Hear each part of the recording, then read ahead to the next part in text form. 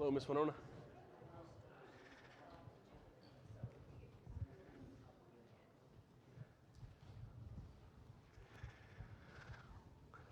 All right, everyone, thankful for you, thankful to get going. We do have a sheet this week. Mr. Sawyer's being very helpful and getting us, getting those distributed. So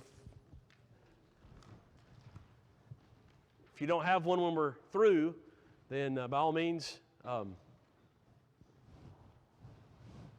we want to be sure that you have one.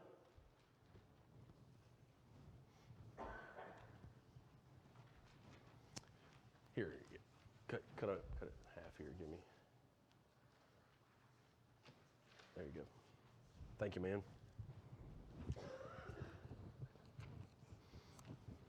Anybody else on this side?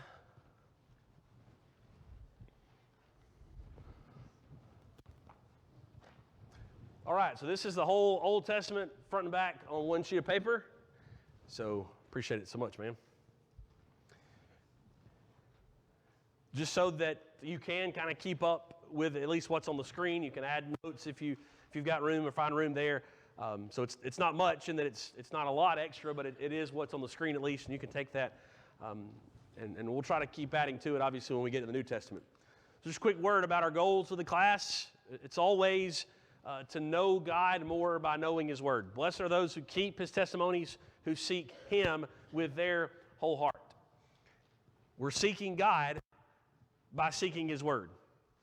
There's always that direct connection. We don't want to separate studying the Bible, studying the Word of God, from God, the author, from God, the one who's given us all things. And so we are drawn to Scripture because we're drawn to the person and the character of God. And we also understand just how helpful all of Scripture is. God's given us all things that pertain to life and godliness. No matter where we put our marker on our map right now, in our life, in our decisions, God tells us something in His Word that will guide us and that will help us. Everything in Scripture is enough for life and godliness. And so we need to be constantly drawing ourselves deeper into His Word, not just on occasions like this, but daily, regularly, so that we are drawn closer to God and have that which we need to have. We're equipped with that for every situation and decision in life. We're studying the whole timeline of Scripture to get ourselves awareness of the gaps we have to be aware of and try to overcome with knowledge. Because if we were to travel to modern-day Israel, there's a cultural gap, there's a language gap, and that's even more intensified if we go back 2,000 years, 3,000 years. The further we go, there's going to be these historical and these social gaps, and they exist, and that's fine. God has still seen fit that we can know His Word. We just need to be aware of what we're dealing with. So sometimes that's genre of Scripture, the type of Scripture. Sometimes that's historical facts. Sometimes that's social customs and social norms, cultural expectations. All those things go into our deeper understanding of Scripture. And so that's why we're approaching the whole Bible as best we can in our time together. Historically, this is where we're at, okay? So there was that age of the patriarchs where God spoke to the fathers. And so Genesis happens in that era. Job takes place in that era. And then once they're let out of Exodus or let out of Egypt in the Exodus, that introduces the period of time, the dispensation known as the law of Moses. And so we've studied those 7 books, 6 books, Exodus through Judges. Last week we got into the kingdom period where they get into the land and then they want to be like the peoples around them, so they start begging God for a king. And eventually God gives them a king. Saul leads them astray. Saul goes astray. God gives them David. God gives them a succession of kings.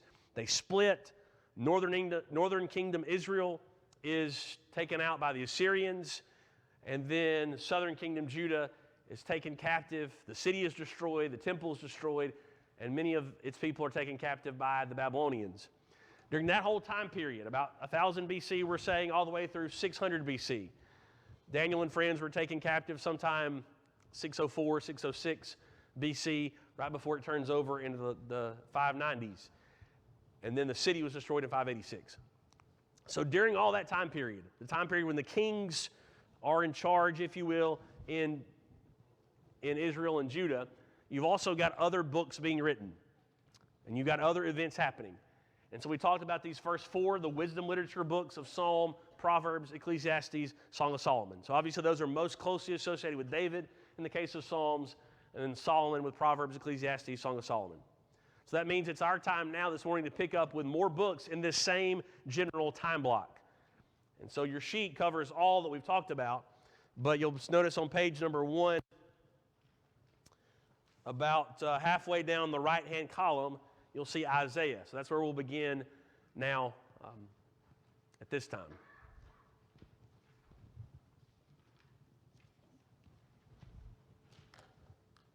One word quickly as we cover, these are all prophets. We've got major prophets, minor prophets, and you've got prophets that their work is associated with the kingdom time period, but you also have later prophets. When we say major prophets, we mean prophets with a longer book, a longer message that was recorded. When we say minor prophets, we mean prophets whose book ends up being smaller, a singular message or a shorter message. It's not one of weight or importance. They're all just as important, but Isaiah has 66 chapters. Jeremiah has 52 or something chapters, and so they just have longer books than the others. In the Hebrew Bible, typically the minor prophets are all one book. They're called the 12. They're all lumped together, whereas the major prophets are separate. So when it comes to prophets, what's your first thought about the purpose of a prophet? When you think prophecy, someone who prophesies, you think he is a person who does what? A prophet prophesies, well, what does that mean? Telling the future, okay? What else? Teaches, okay. Anybody else have anything that comes to mind immediately? Yeah, certainly inspired, yeah. The message they have is not their message, it's God's message, yeah. Warnings, yeah. So, yeah, I mean, Amos says, I'm not a prophet, or I was not a prophet, I was not the son of a prophet, but basically saying, I became a prophet because God gave me a message I had to go tell the people. So the message came from God. The primary purpose of a prophet was not to tell the future. That's what we often associate them with, but that's not their primary purpose. The primary purpose was that of warning, teaching, reminding, rebuking. And so they will occasionally use this future-telling aspect in order to make their point, in order to get through to them. But that's not their primary goal and function. Their primary goal is to wake the people up, okay? So as we go through these, just remember, they were first forth-tellers before they were foretellers, okay? So we heard they're preachers even more than they are prognosticators. They're told to tell the future at times, and all those things will always come true, but their primary purpose was to wake them up by the preaching of God. Brother Hugh, what you got? You're a prophet to a certain degree because you teach, you forewarn. Mm-hmm. Yeah, there's a sense in which today's teachers and preachers are. It's a little different, obviously, as we all have access to the Scriptures and we all can teach, and even all have an expectation to teach, but there are certainly people who have a personality and an opportunity to be rebukers a little bit more, or warners, maybe more than some of us. But yeah, there's that role that's still needed, and we all have that expectation to a degree. All right, Isaiah, let's dive in. Isaiah, you'll see, is happening in this time period before Judah is ever taken captive in 586. You'll notice he overlaps 740, it's sometime during this time that Assyria is going to come in and take out the northern kingdom, Israel. And so this book is a series of messages God gives through Isaiah that they would suffer nationally for their rebellions. So both have split, and as a nation, being called the nation of Israel with capital in Samaria, as the nation of Judah with their capital in Jerusalem, they're going to suffer nationally. But it's within these warnings, repeated warnings, and they're strong, where still God is giving them promises for the future. Isaiah is maybe the prophet that brims with the most clear pictures of hope. First, through a suffering servant. You see that beginning in chapter 52. There are actually 4 or 5 servant passages. He's a suffering servant in that one of 52 and 53. But he's promising deliverance. And even before Judah is taken captive, right? Isaiah's prophesying before that ever happens. Even before they're taken captive, there's still the promise of Cyrus to deliver the children of Israel back to Jerusalem. The word Messiah is used twice in the book, and it's not about Jesus, it's about Cyrus, the king of Persia. And so there's these messages of hope, even though right now when Isaiah speaks it, they're rebellious and stubborn. He's waking them up, trying to correct them, but also giving them hope to cling to in God. So Isaiah 6, anybody have that passage? You can go ahead and turn to the next couple of ones if you've got your sheet or see them on the screen if we want to be ahead. Isaiah 6.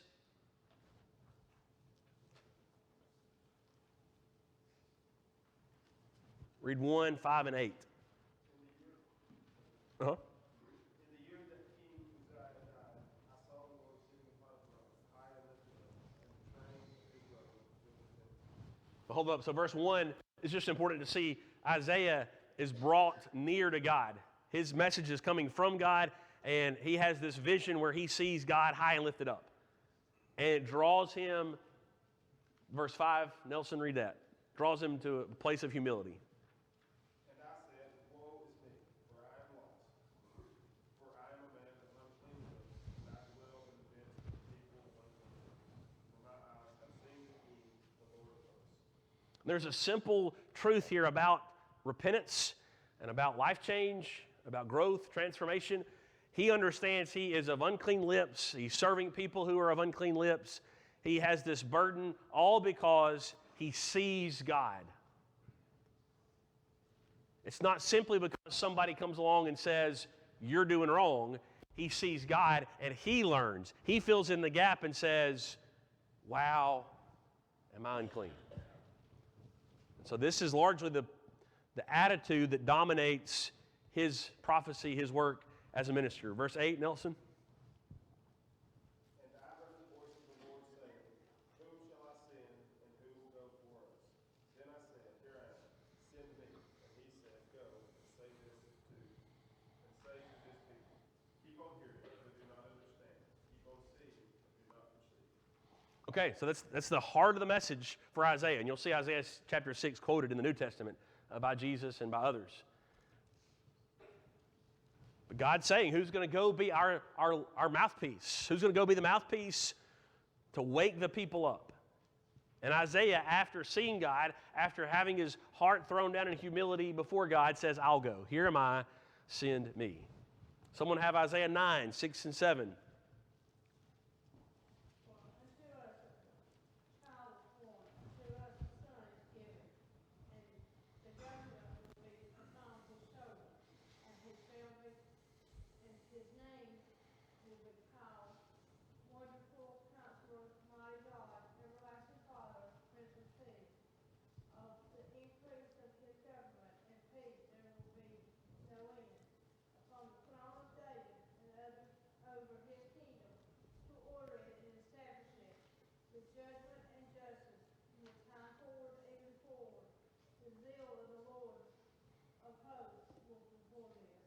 Okay, so who's Isaiah 9, 6, and 7 about?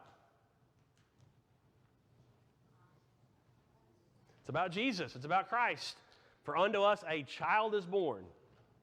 He shall be called Wonderful Counselor, Mighty God, Everlasting Father, Prince of Peace. He's going to reign over us. So, Isaiah 9, 6, and 7, a prophecy about Jesus. Has it been fulfilled yet?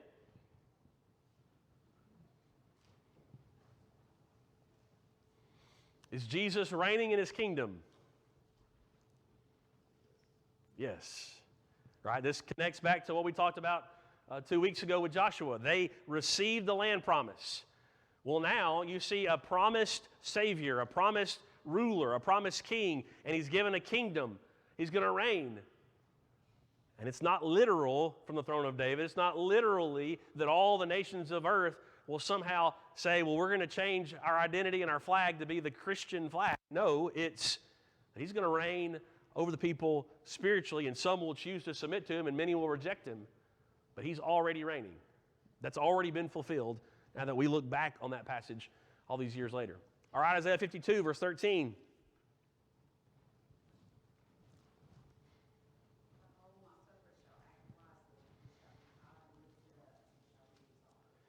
So my servant, who's this verse about?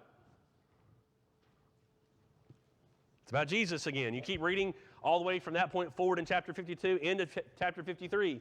He's a servant and he's lifted up. How is he lifted up? He's not lifted up with grandeur and grapes and mighty robes and a crown of gold. He's lifted up on the cross, right? He's high and lifted up and exalted. So later in John, he's going to say, when the Son of Man is lifted up, or when I'm lifted up, I'll draw all men to myself. So Isaiah is showing them, you've still rejected God as your king, even though he's given you king after king after king after king after king. But there will come a deliverer.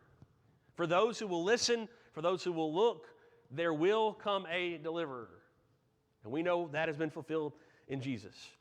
All right, Hosea, or Hosea, as some will say. Hosea, prior to 720 BC. Here's how we know that. Hosea is a prophet to the northern kingdom Israel. Okay? And they are destroyed in 722 BC by Samaria. So what God does is he tells Hosea the prophet, this is kind of one of those things that connects to James chapter 3 and verse 1, not many of you should be teachers. You'll be held to a stricter standard. Well, here you've got a teacher, a prophet, Hosea, and God sends to him a wife. But her name's Gomer, and she's a prostitute. And she does what prostitutes do. She cheats on Hosea. And God says, you take her back. And God says, you keep taking her back. You keep taking her back. And by the end of the book, she's left Hosea, and those with whom she had sold herself to over and over again now have no use for her, and they're selling her back on the block, the slave block. God says, you go buy her back. Despite what all she's done to you, you go buy her back. So the messages of Hosea are powerful. What he teaches is powerful, but he is a living illustration of God's love for, in this case, Israel. You adulterated yourself with the world over and over and over again, and I will keep extending my love and grace to you, hoping you'll come back and appreciate this. Hosea 1 and verse number 2. Go take yourself a wife of whoredom, have children of whoredom, for the land commits a great whoredom by forsaking the Lord. Not really words that we're comfortable or frequent using in what we think of in a public setting, but it's what happens when we decide the world is more attractive than God is. It's to cheat on him. Someone read Hosea 4 verse 6.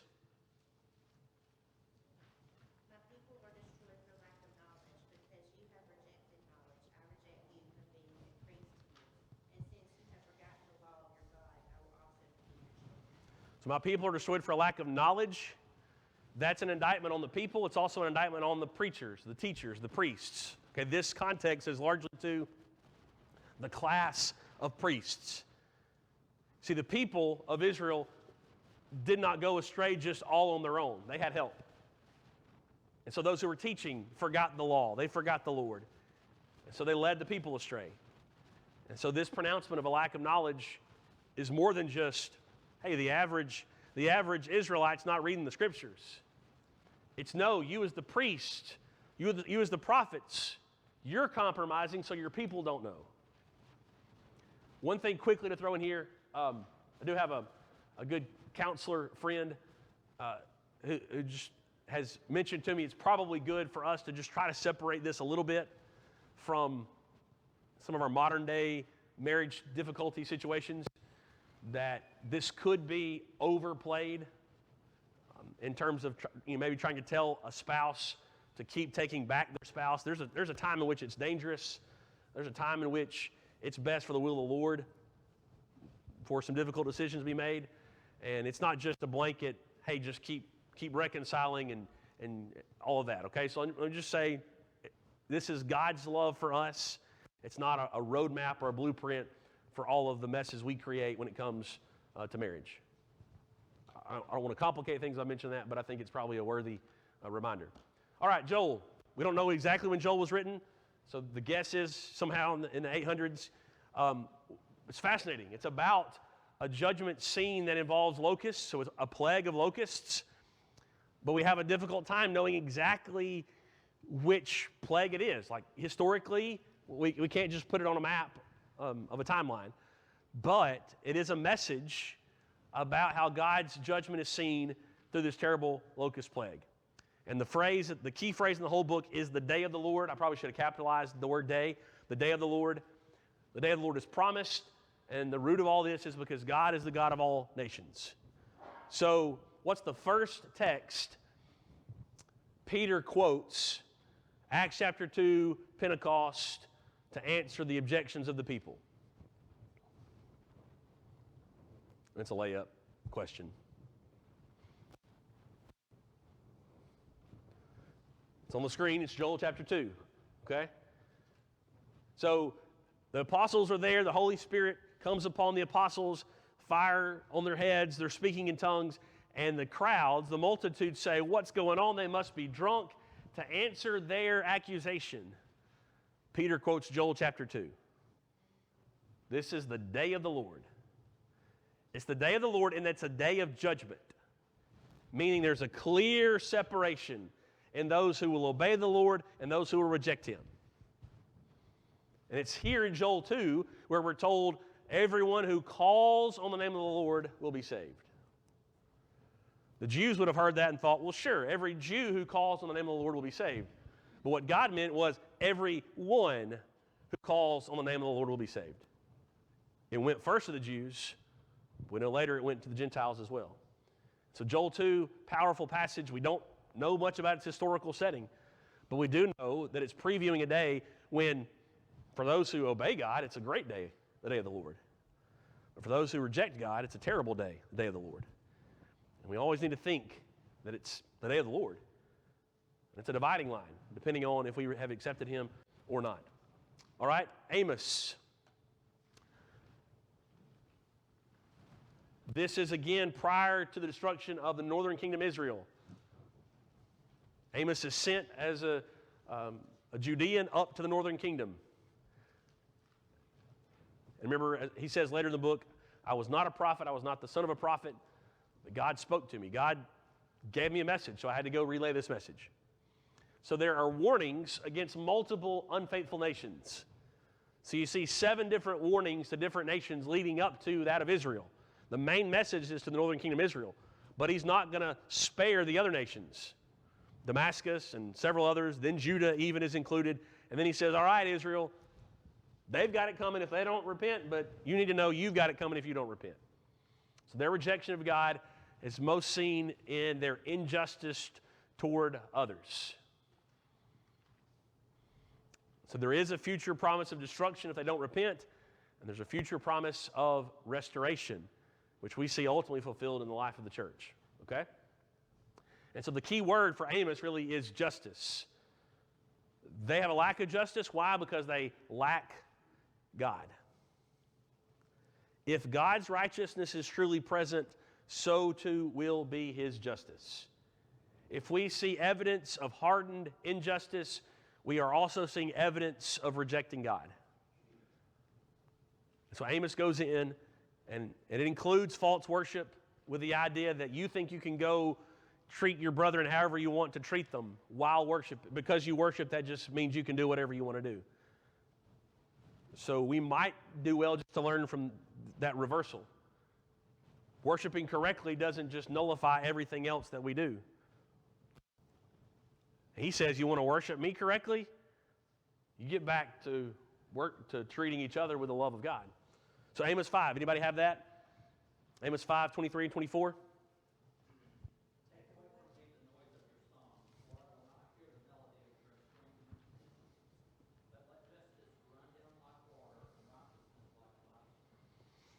All right, so you see that summary, the connection between false worship and justice.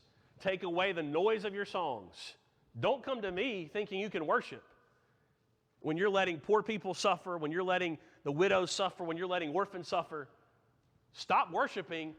In verse 24, let justice roll down like waters. That's again justice or judgment-like imagery. Rushing water can be a good thing, right?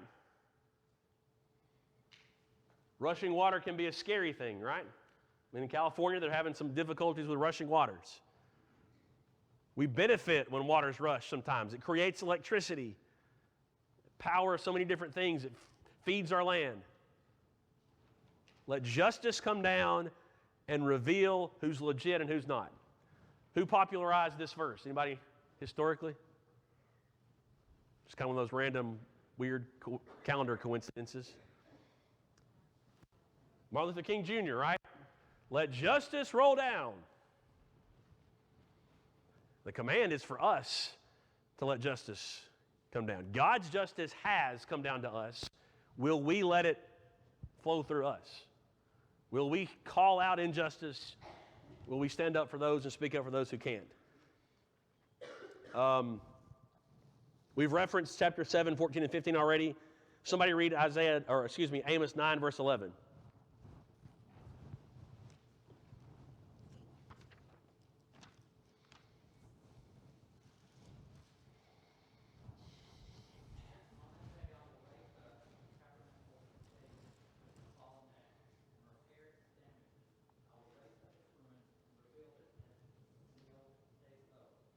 Okay, and that day I will raise up the booth, the tent of David. So he's not just saying I'll rebuild the temple, he's saying eventually we'll rebuild the church. There's a restoration of God's justice and God's will that will happen through the lineage of David, and we see that fulfilled now in the time of the church. All right, Jonah, again during this time period, it's before northern kingdom Israel has even fallen. Okay, 750. Who is the enemy that we've said is going to take out northern kingdom Israel? Anybody remember the name of the kingdom that takes out northern kingdom Israel? Babylonians take out Judah. Who takes out Israel? Starts with an A. Assyria. What is the capital of Assyria? Nineveh. Okay? So just think about how God, and we'll talk about more of this tonight in our sermon at 5 p.m., but God is sending a message of repentance to the capital of the nation that in 30 years or so is going to come down against his people, against the northern kingdom Israel. And Jonah is fascinating because it's like a 7 or 8 word sermon. Repent for 40 days. God's going to send down judgment is the message. So the story of Jonah is about the story of Jonah less or more than it is about the message of Jonah. But he goes to Nineveh to preach repentance. Once he gets there, takes a detour through the ship and then through the fish. He decides to go. He preaches, and they repent, and he's still pouty-lipped and stubborn. He can't believe that God would extend his steadfast love toward those evil Ninevites. I knew you'd save them. What's the message? God's the God of all peoples. Thus, he cares deeply for all peoples. I don't think that thought enough. I don't think collectively we think that thought enough. He doesn't want to take other people's sin and cause us to think somehow they are worth less than we are.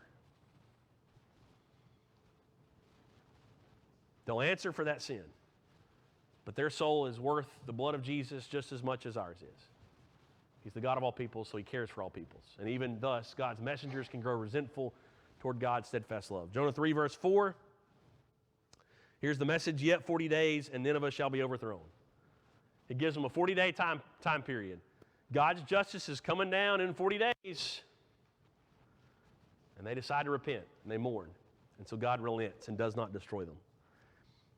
You see that in chapter 3 and verse number 6. Somebody read 4, 1 and 2.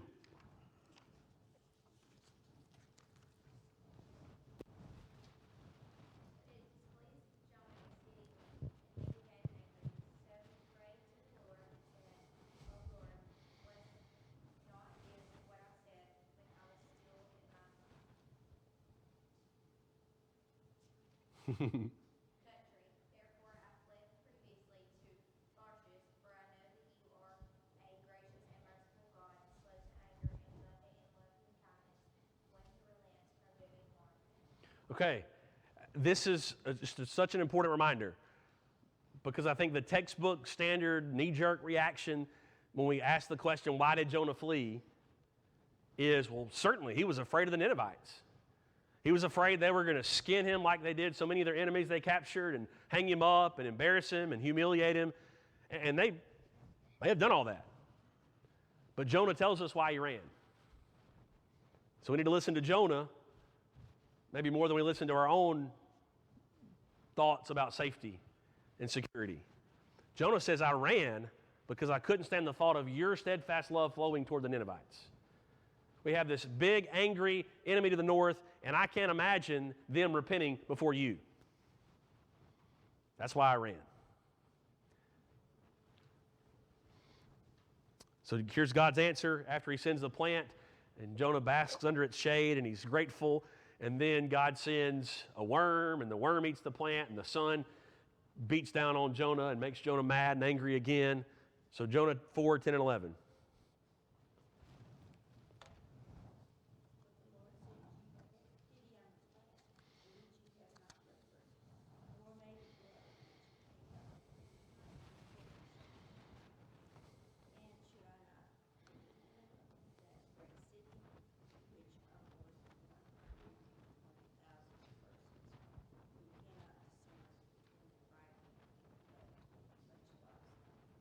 Okay.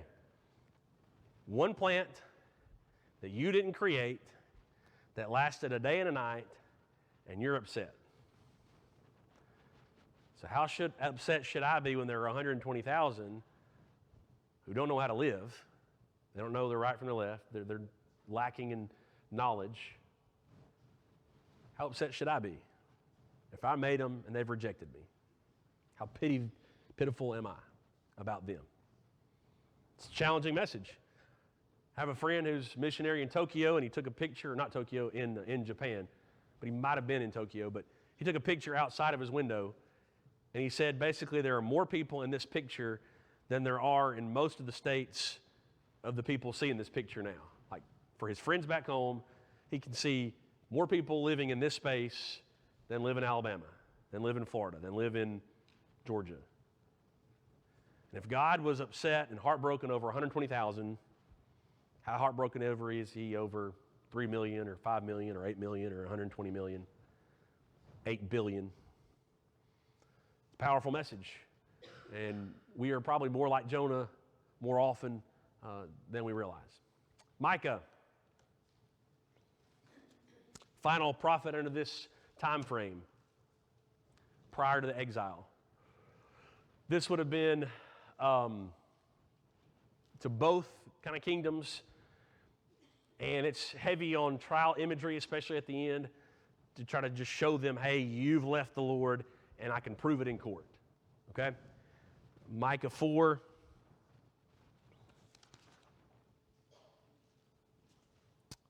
I'll just read. Well, I'll go ahead and read it. But if y'all want to turn to the other two, you can. Micah 4, it shall come to pass in the latter days that the mountain of the house of the Lord shall be established in the highest of the mountains, shall be lifted up above the hills, the people shall flow to it. Many nations shall come and say, come, let us go to the mountain of the Lord, the house of God of Jacob, that we may teach us his ways, we may walk in his paths. For out of Zion shall go forth the law, the word of the Lord from Jerusalem. So verses 1 and 2 fulfilled Acts chapter 2, when the law of God, the gospel of Jesus Christ, is preached in its fullness there from Pentecost in Jerusalem. Somebody have Micah 5, verse 2.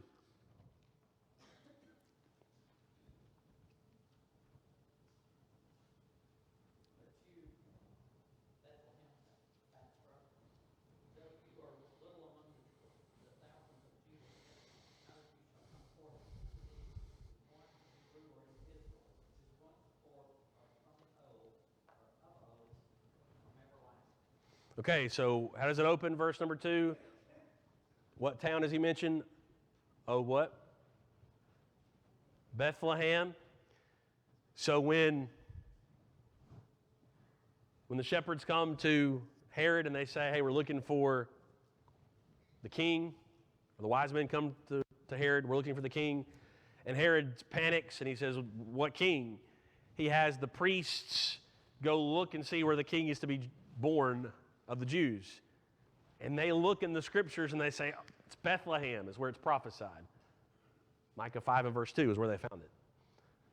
All right, there's going to come a ruler for Israel, and he's going to be found in this tiny, largely insignificant town of Bethlehem, the town of David, by the way, too, right? All right, so you get the trial scene in chapter 6. Somebody read chapter 6, verse 8.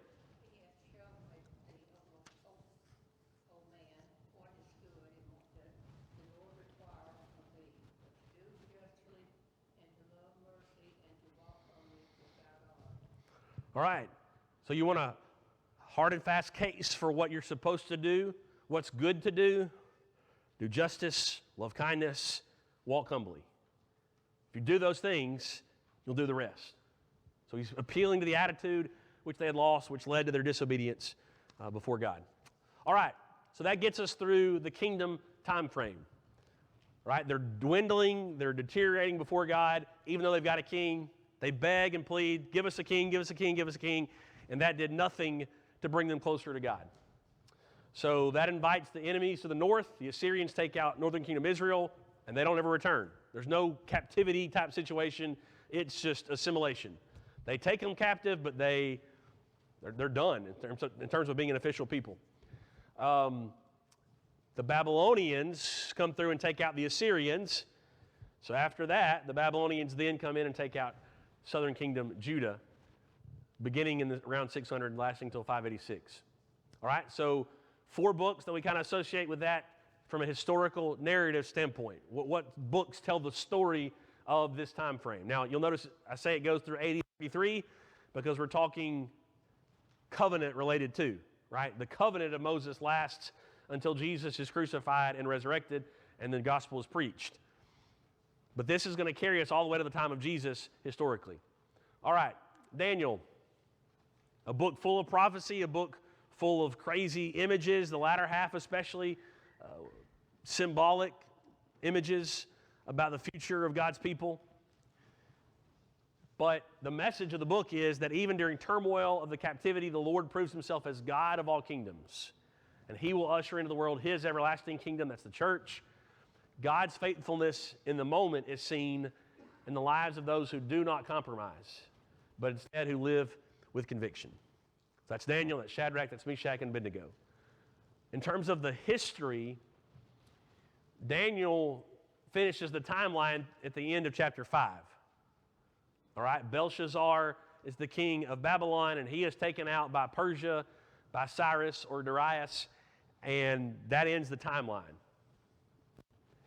All right, chapter 6 begins with these visions and dreams, or chapter 6 is actually Daniel in Persia with the lion's den. Then chapter 7 begins with the vision. So the timeline goes through chapter 6, the vision starts in chapter 7. All right, chapter 2, verse 44 of Daniel is the prophecy about the kingdom that God will establish in the days of those kings, the Roman kings, and that kingdom will never be destroyed. Daniel chapter 4:37, Nebuchadnezzar has the lesson that every king everywhere needs to know, even still to this day. I, Nebuchadnezzar, praise and extol and honor the King of heaven, for all his works are right, his ways are just. Those who walk in pride, he is also able to humble. And then likewise, King Darius has the same response after Daniel is delivered from the lion's den, Daniel chapter 6, 25 through 27. And so we sit here and we think, what about all these high and mighty kings who do not know the Lord? How can they come to know God? And you have the 2 most powerful men kind of in succession. Nebuchadnezzar, a couple of kings before the kingdom falls. Nebuchadnezzar and then Darius, who both come to confess the truth about God because of the conviction of Daniel. In a place that tried to brainwash him, in a place that tried to pay him off, he never gave up, and he drew Nebuchadnezzar and Darius closer to God. All right? Sometime later, okay, Cyrus comes in at about 539, 537, and when he does, he lets many of the Israelites go back. Ezra records that going back process, all right? Now, as a historical book, Ezra's not all about Ezra. Ezra's life is about the second half of the book. The first half through chapter 6 is about a previous wave, all right? They were led by two men named Zerubbabel and a priest named Joshua, so obviously a different Joshua. But Zerubbabel and Joshua lead the children of Israel out of Babylon to rebuild the temple. And they're good-hearted men. They do their best, but they don't finish the job. So sometime later, 80-plus years later, Ezra comes and they actually finish rebuilding the temple. So that's what the book of Ezra is about. Ezra is a priest, and so while we might think of him as a construction leader because he helps rebuild the temple, he's doing it because the Lord dwells among his people in his temple. And so to rebuild the temple is to rebuild the presence of the Lord. Okay? And so it's no secret that as a priest, Ezra is going to point the people to God through his word. Chapter 1 is where you see the call or the response of the people to go out because of the edict of Cyrus. Chapter 7, you get into Ezra's life directly. Verse number 10 is where it says of Ezra had set his heart to study the law of the Lord, to do it, to teach its statutes and rules in Israel. So what does it look like to have your heart given to the law, your heart given to God? It's to obey it, it's to teach it, to study it, to do it, to teach it. Don't miss the order. Study it, do it, teach it. All right, then Ezra 10, verse 3, quickly. Let us make a covenant with our God to put away all these wives and their children, according to the counsel of my Lord and of those who tremble at the commandment of our God. Let it be done according to the law. What Ezra found out, what Nehemiah is going to find out next, is that as long as the people of God are intermarrying with the people who are not of God, you will never get full obedience. You'll never keep the covenant because you keep on introducing, in a close way, compromise. Everybody's got to spend Thanksgiving somewhere. Everybody's got to spend Christmas somewhere. And you'll compromise if you're intermarrying with people who do not love the Lord, who are not his people. And so to clarify the covenant, to ratify and to get back to doing the covenant God gave, he says you've got to stop that. They don't. But he makes it clear what they must do. Then Esther. Esther's neat historically because it's happening in a foreign land. It's happening now in Persia. And it's happening during the book of Ezra. So there's 80, 100 years between Ezra 6 and 7, and it's in that gap that Esther happens. So you want to think providentially, think what happens if Haman gets his way in Esther. Where does Ezra come from? Where does Nehemiah come from? The history of God's people are completely different if Haman kills all the Jews like he wanted to. But God's hand is working, even in a foreign land. And even while it appeared the wicked were successful. And this is the one book by which God is not mentioned by name. You don't see Yahweh, you don't see God, you don't see it. But you see God. You cannot help but see the hand of God working on the behalf of his people. Because Esther is humble before God and before the king. Because Mordecai is humble before God and the king. They are blessed in a time they need it the most. And so it's likely that whoever wrote it, maybe Ezra, maybe Mordecai, it's possible at least, that the author never uses the name of God on purpose so that we will look for God in it. He's there. All right?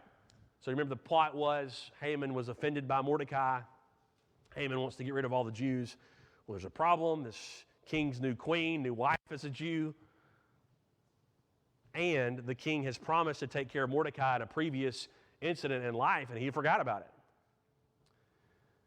So Esther steps in, speaks up, and the king deals with Haman. And then they deal with the law that the king had made. I'm quick to forget that second part. Haman is killed, the aggressor is killed, but so too they come up with a law that counters the law that was made. They were able to defend themselves. And Haman had this dice he rolled called a pure. And so the Jews, to celebrate this day, created this holiday of Purim. Have you heard of that? P-U-R-I-M, Purim, to celebrate God's providence in protecting them. Okay? So Esther chapter 4, you've got to love Mordecai's faith. If you keep silent at this time, relief and deliverance will rise from the Jews from another place. Do you hear where Mordecai's faith is? His faith is not in Esther as the queen. His faith is ultimately in God as the God of all nations. But you and your father's house will perish, and who knows whether or not you have come to the kingdom for such a time as this. And then how does that convict Esther? What were Esther's last words before she goes to the king? If I perish, I perish. That's faith. That's trust. I'm going to do what's right. I'm going to stand up for God and for his people, and if I perish, I perish. And then chapter 8, verse 17 is the verse about the Purim feast in which they throw to remember God's deliverance. Let's see.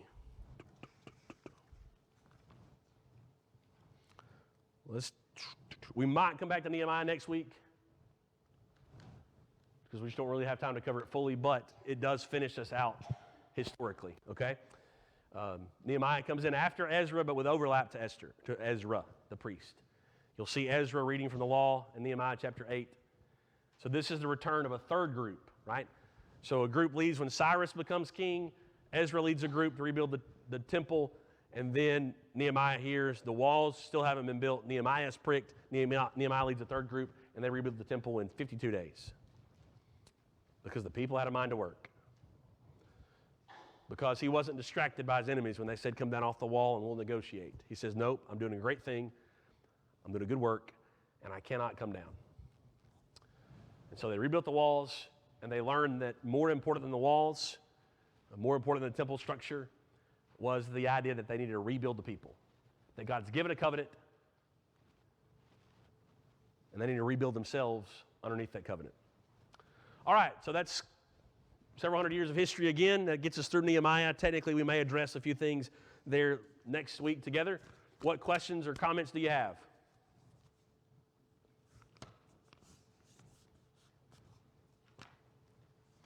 Be sure you get a sheet if you'd like one. Got plenty up front. And we'll finish out the prophets next week, Lord willing, and try to add in the 4 Gospels too. Thank you so much.